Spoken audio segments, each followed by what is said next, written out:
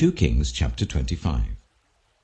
So in the 9th year of Zedekiah's reign, on the 10th day of the 10th month, Nebuchadnezzar king of Babylon marched against Jerusalem with his whole army. He camped outside the city and built siege works all around it. The city was kept under siege until the 11th year of King Zedekiah. By the 9th day of the 4th month, the famine in the city had become so severe that there was no food for the people to eat.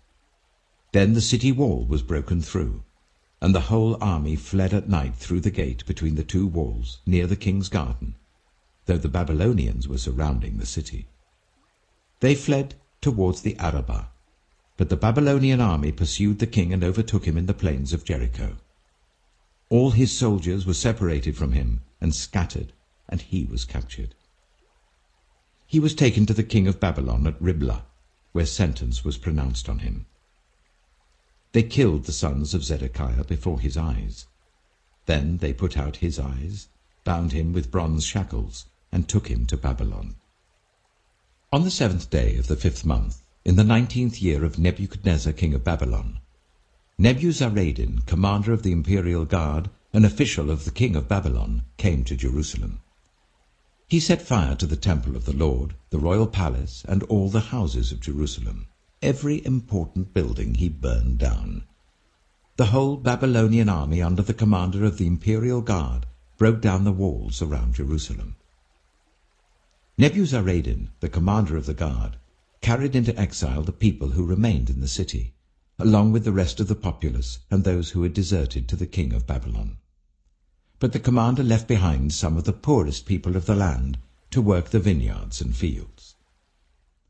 The Babylonians broke up the bronze pillars, the movable stands, and the bronze sea that were at the temple of the Lord, and they carried the bronze to Babylon. They also took away the pots, shovels, wick trimmers, dishes, and all the bronze articles used in the temple service. The commander of the imperial guard took away the censers and sprinkling bowls, all that were made of pure gold or silver. The bronze from the 2 pillars, the sea and the movable stands, which Solomon had made for the temple of the Lord, was more than could be weighed. Each pillar was 18 cubits high. The bronze capital, on top of one pillar, was 3 cubits high, and was decorated with a network and pomegranates of bronze all round. The other pillar, with its network, was similar. The commander of the guard took as prisoners Seraiah the chief priest, Zephaniah the priest next in rank, and the 3 doorkeepers. Of those still in the city, he took the officer in charge of the fighting men and 5 royal advisers. He also took the secretary, who was chief officer in charge of conscripting the people of the land, and 60 of the conscripts who were found in the city. Nebuzaradan, the commander, took them all and brought them to the king of Babylon at Riblah. There at Riblah, in the land of Hamath, the king had them executed. So Judah went into captivity away from her land. Nebuchadnezzar, king of Babylon, appointed Gedaliah, son of Ahikam, the son of Shaphan, to be over the people he had left behind in Judah. When all the army officers and their men heard that the king of Babylon had appointed Gedaliah as governor, they came to Gedaliah at Mizpah. Ishmael, son of Nethaniah, Johanan, son of Kareah, Seraiah, son of Tanhumeth the Netophathite, Jaazaniah, the son of the Maacathite, and their men. Gedaliah took an oath to reassure them and their men. "Do not be afraid of the Babylonian officials," he said. "Settle down in the land and serve the king of Babylon, and it will go well with you." In the 7th month, however, Ishmael, son of Nethaniah, the son of Elishama, who was of royal blood, came with 10 men and assassinated Gedaliah, and also the men of Judah and the Babylonians who were with him at Mizpah. At this, all the people from the least to the greatest, together with the army officers, fled to Egypt for fear of the Babylonians. In the 37th year of the exile of Jehoiakim, king of Judah, in the year Awal-Marduk became king of Babylon, he released Jehoiakim, king of Judah, from prison. He did this on the 27th day of the 12th month. He spoke kindly to him, and gave him a seat of honor higher than those of the other kings who were with him in Babylon. So Jehoiakim put aside his prison clothes, and for the rest of his life ate regularly at the king's table. Day by day the king gave Jehoiakim a regular allowance as long as he lived. 2 Chronicles chapter 36. And the people of the land took Jehoahaz son of Josiah, and made him king in Jerusalem in place of his father. Jehoahaz was 23 years old when he became king, and he reigned in Jerusalem for 3 months. The king of Egypt dethroned him in Jerusalem, and imposed on Judah a levy of 100 talents of silver and a talent of gold. The king of Egypt made Eliakim, a brother of Jehoahaz, king over Judah and Jerusalem, and changed Eliakim's name to Jehoiakim.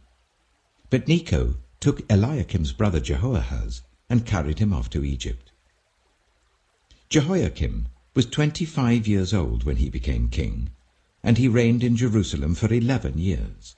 He did evil in the eyes of the Lord his God. Nebuchadnezzar, king of Babylon, attacked him and bound him with bronze shackles to take him to Babylon. Nebuchadnezzar also took to Babylon articles from the temple of the Lord and put them in his temple there. The other events of Jehoiakim's reign, the detestable things he did, and all that was found against him, are written in the book of the kings of Israel and Judah. And Jehoiakim, his son, succeeded him as king. Jehoiakim was 18 years old when he became king, and he reigned in Jerusalem for 3 months and 10 days. He did evil in the eyes of the Lord. In the spring, King Nebuchadnezzar sent for him, and brought him to Babylon, together with articles of value from the temple of the Lord. And he made Jehoiakim's uncle Zedekiah king over Judah and Jerusalem. Zedekiah was 21 years old when he became king, and he reigned in Jerusalem for 11 years. He did evil in the eyes of the Lord his God, and did not humble himself before Jeremiah the prophet, who spoke the word of the Lord. He also rebelled against King Nebuchadnezzar, who had made him take an oath in God's name. He became stiff-necked and hardened his heart, and would not turn to the Lord, the God of Israel. Furthermore, all the leaders of the priests and the people became more and more unfaithful, following all the detestable practices of the nations and defiling the temple of the Lord, which he had consecrated in Jerusalem.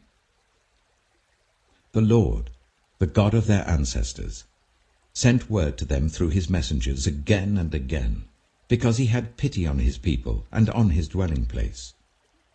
But they mocked God's messengers, despised his words, and scoffed at his prophets until the wrath of the Lord was aroused against his people, and there was no remedy.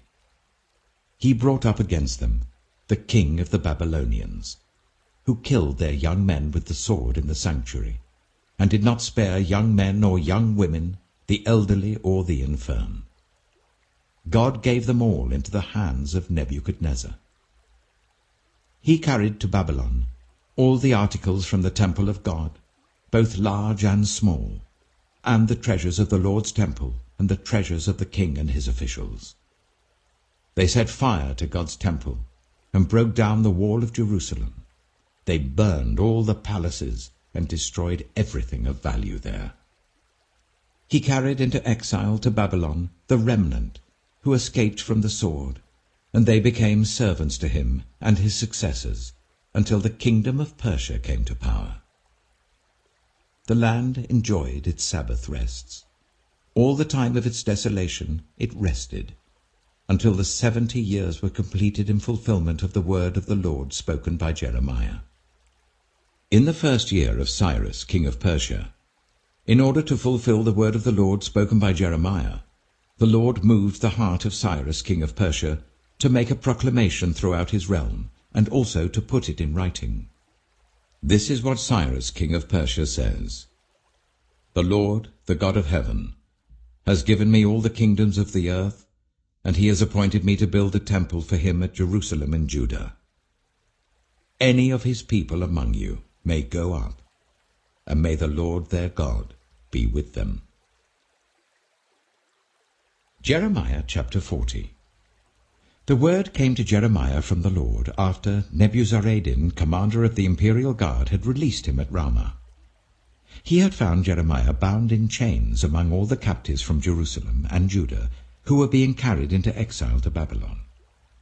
When the commander of the guard found Jeremiah, he said to him, "The Lord your God decreed this disaster for this place, and now the Lord has brought it about. He has done just as he said he would. All this happened because you people sinned against the Lord and did not obey him. But today I am freeing you from the chains on your wrists. Come with me to Babylon if you like, and I will look after you. But if you do not want to, then don't come. Look, the whole country lies before you. Go wherever you please." However, before Jeremiah turned to go, Nebuzaradan added, "Go back to Gedaliah, son of Ahikam, the son of Shaphan, whom the king of Babylon has appointed over the towns of Judah, and live with him among the people, or go anywhere else you please." Then the commander gave him provisions and a present, and let him go. So Jeremiah went to Gedaliah, son of Ahikam, at Mizpah, and stayed with him among the people who were left behind in the land. When all the army officers and their men who were still in the open country heard that the king of Babylon had appointed Gedaliah, son of Ahikam, as governor over the land, and had put him in charge of the men, women, and children who were the poorest in the land, and who had not been carried into exile to Babylon, they came to Gedaliah at Mizpah. Ishmael, son of Nethaniah, Johanan and Jonathan, the sons of Kareah, Seraiah, son of Tanhumeth, the sons of Ephi the Netophathite, and Jaazaniah, the son of the Maakathite, and their men. Gedaliah, son of Ahikam, the son of Shaphan, took an oath to reassure them and their men. "Do not be afraid to serve the Babylonians," he said. "Settle down in the land and serve the king of Babylon, and it will go well with you. I myself will stay at Mizpah to represent you before the Babylonians who come to us. But you are to harvest the wine, summer fruit, and olive oil, and put them in your storage jars, and live in the towns you have taken over." When all the Jews in Moab, Ammon, Edom, and all the other countries heard that the king of Babylon had left a remnant in Judah, and had appointed Gedaliah, son of Ahikam, the son of Shaphan, as governor over them, they all came back to the land of Judah, to Gedaliah at Mizpah, from all the countries where they had been scattered, and they harvested an abundance of wine and summer fruit. Johanan, son of Kareah, and all the army officers still in the open country, came to Gedaliah at Mizpah, and said to him, "Don't you know that Baalis, king of the Ammonites, has sent Ishmael, son of Nethaniah, to take your life?" But Gedaliah, son of Ahikam, did not believe them. Then Johanan, son of Kareah, said privately to Gedaliah at Mizpah, "Let me go and kill Ishmael, son of Nethaniah, and no one will know it. Why should he take your life and cause all the Jews who are gathered around you to be scattered and the remnant of Judah to perish?" But Gedaliah, son of Ahikam, said to Johanan, son of Kareah, "Don't do such a thing. What you are saying about Ishmael is not true." Jeremiah chapter 41. In the 7th month, Ishmael, son of Nethaniah, the son of Elishama, who was of royal blood and had been one of the king's officers, came with 10 men to Gedaliah, son of Ahikam, at Mizpah. While they were eating together there, Ishmael, son of Nethaniah, and the 10 men who were with him got up and struck down Gedaliah, son of Ahikam, the son of Shaphan, with the sword, killing the one whom the king of Babylon had appointed as governor over the land. Ishmael also killed all the men of Judah who were with Gedaliah at Mizpah, as well as the Babylonian soldiers who were there. The day after Gedaliah's assassination, before anyone knew about it, 80 men who had shaved off their beards, torn their clothes and cut themselves, came from Shechem, Shiloh, and Samaria, bringing grain offerings and incense with them to the house of the Lord. Ishmael, son of Nethaniah, went out from Mizpah to meet them, weeping as he went. When he met them, he said, "Come to Gedaliah, son of Ahikam." When they went into the city, Ishmael, son of Nethaniah, and the men who were with him slaughtered them and threw them into a cistern. But 10 of them said to Ishmael, "Don't kill us. We have wheat and barley, olive oil and honey hidden in a field." So he let them alone and did not kill them with the others. Now the cistern where he threw all the bodies of the men he had killed along with Gedaliah was the one King Asa had made as part of his defense against Baasha, king of Israel. Ishmael, son of Nethaniah, filled it with the dead. Ishmael made captives of all the rest of the people who were in Mizpah, the king's daughters, along with all the others who were left there, over whom Nebuzaradan, commander of the imperial guard, had appointed Gedaliah, son of Ahikam. Ishmael, son of Nethaniah, took them captive and set out to cross over to the Ammonites. When Johanan, son of Kareah, and all the army officers who were with him heard about all the crimes Ishmael, son of Nethaniah, had committed, they took all their men and went to fight Ishmael, son of Nethaniah. They caught up with him near the great pool in Gibeon. When all the people Ishmael had with him saw Johanan, son of Kareah, and the army officers who were with him, they were glad. All the people Ishmael had taken captive at Mizpah turned and went over to Johanan, son of Kareah. But Ishmael, son of Nethaniah, and 8 of his men escaped from Johanan and fled to the Ammonites. Then Johanan, son of Kareah, and all the army officers who were with him led away all the people of Mizpah who had survived, whom Johanan had recovered from Ishmael, son of Nethaniah, after Ishmael had assassinated Gedaliah, son of Ahikam. The soldiers, women, children, and court officials he had recovered from Gibeon. And they went on, stopping at Jeruth-Kimmam near Bethlehem, on their way to Egypt to escape the Babylonians. They were afraid of them because Ishmael, son of Nethaniah, had killed Gedaliah, son of Ahikam, whom the king of Babylon had appointed as governor over the land. Revelation chapter 12. A great sign appeared in heaven. A woman clothed with the sun, with the moon under her feet and a crown of 12 stars on her head. She was pregnant and cried out in pain as she was about to give birth. Then another sign appeared in heaven. An enormous red dragon with 7 heads and 10 horns and 7 crowns on its heads. Its tail swept 1/3 of the stars out of the sky and flung them to the earth. The dragon stood in front of the woman who was about to give birth, so that it might devour her child the moment he was born. She gave birth to a son, a male child, who will rule all the nations with an iron scepter.